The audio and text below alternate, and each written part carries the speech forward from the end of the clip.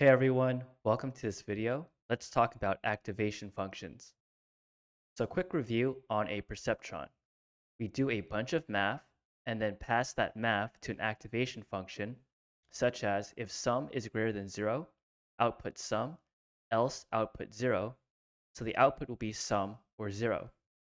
Although maybe a more practical and easier to understand example of a activation function could be sigmoid, where you get an output from 0 to 1. And we could think of that output as like a probability. So if sigmoid returns a zero point 0.9 back, we could say that the perceptron is saying there is a 90% chance the dog will be adopted within the next 12 months. Then let's simplify our diagram of a perceptron, but behind the scenes, this activation function is still happening. We can connect many perceptrons to form a neural network. So the activation function gives the output of the perceptron.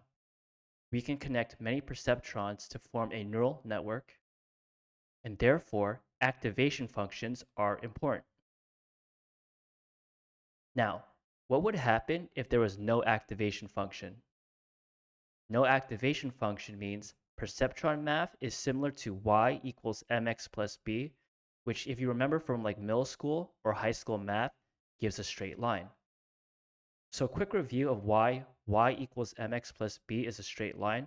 If we do y equals 2x plus 1, well, if x is 3, 2 times 3 plus 1 is 7, and then we plot these 3 points, we get a straight line. Let's talk about nonlinear data next. Why are no activation functions an issue? Because you can have nonlinear data. As you can see, this is not a straight line. It has like a bend to it. And we plot this data with y equals x minus 2 squared. So I just create this data for fun, and it's not real. It's just something I made up, which is the number of swear words a person says a day based on their age. So if you are 2 years old, you will say an average of 0 swear words a day because 2 minus 2 is 0 and 0 squared is 0.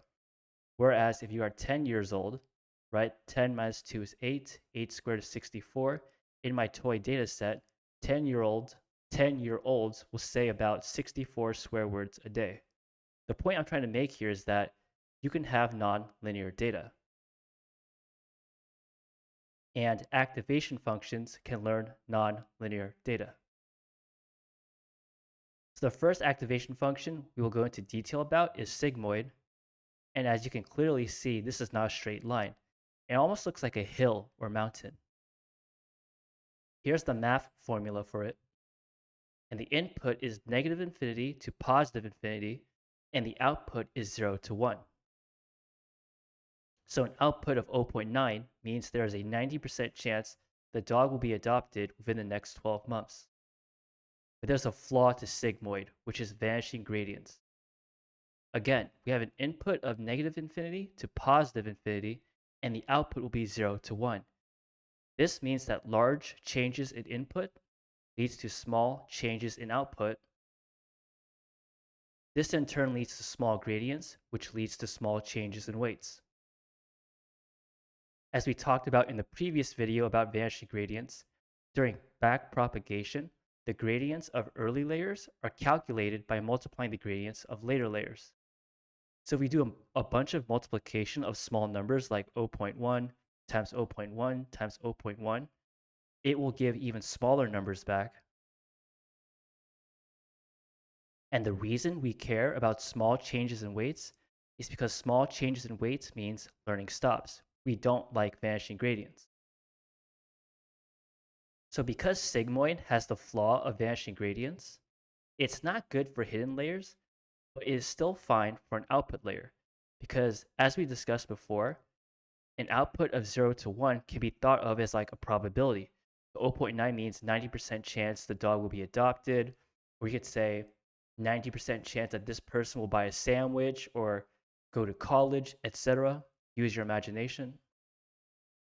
In fact, later on in the course, we will run an LSTM right here, lstm.ipynb.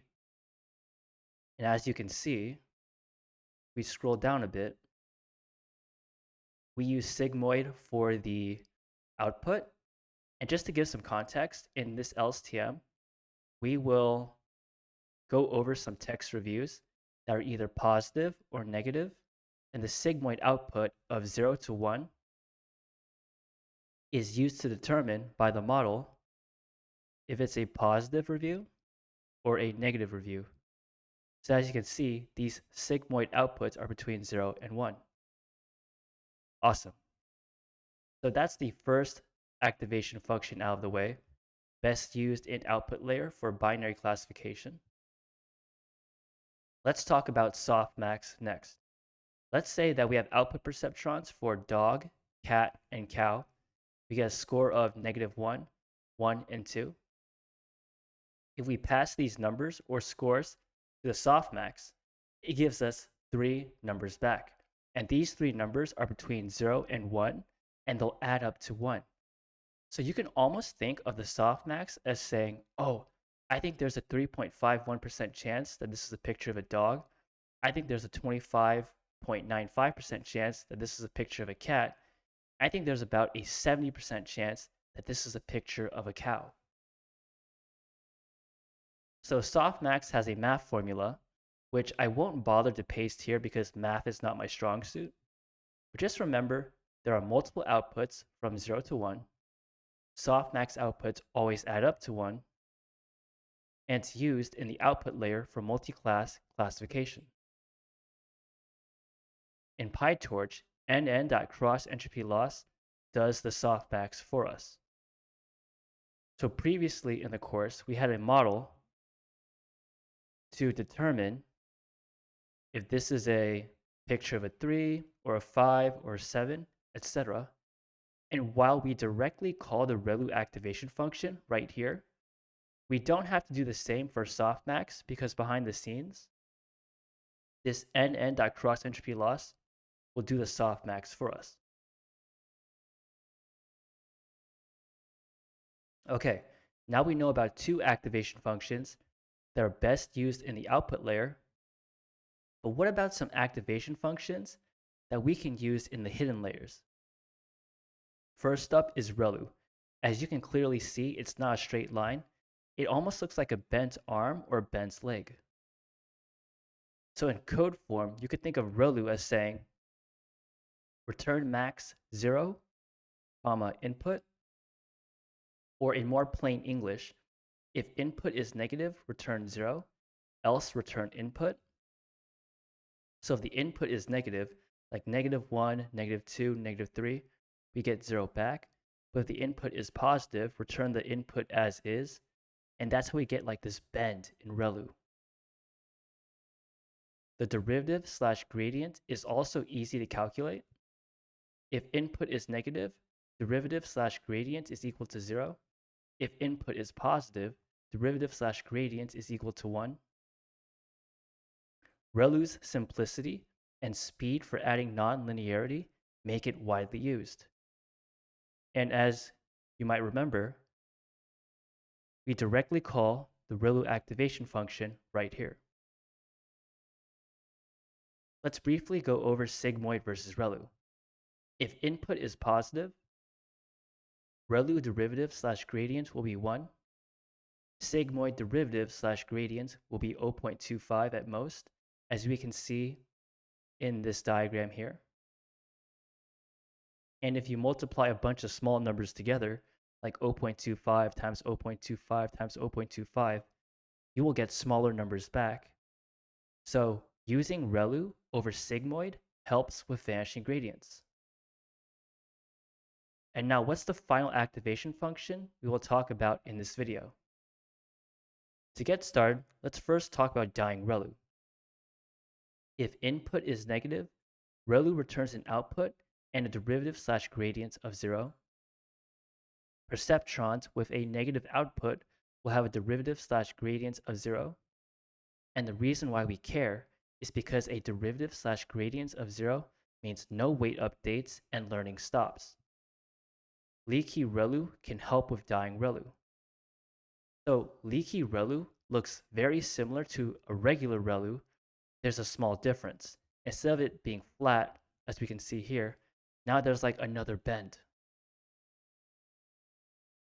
If input is negative, return input multiplied by a constant, such as 0.25, else return input.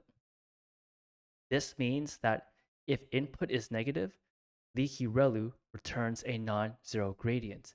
And that non-zero gradient, or non-zero derivative slash gradient, means weight updates, learning continues.